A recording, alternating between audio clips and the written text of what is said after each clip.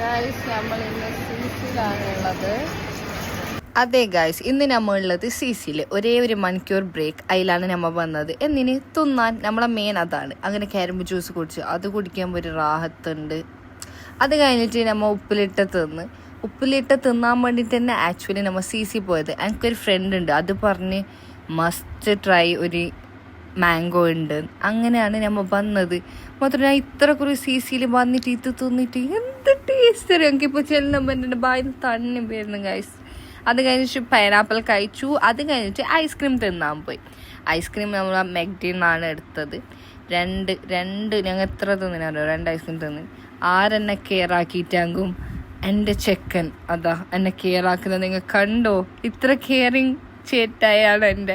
അത് കഴിഞ്ഞ് നമ്മൾ നേരെ പാനിപ്പൂരി കഴിക്കാൻ പോയി. That is my favourite guys. എവിടെ പോയി എങ്ങനെ പാനിപ്പൂരി തിന്നാണ്ട് വരേയില്ല. അത് കഴിഞ്ഞിട്ടായിട്ട് ലോഡഡ് ഫ്രൈസ് എല്ലാം തിന്നിന്.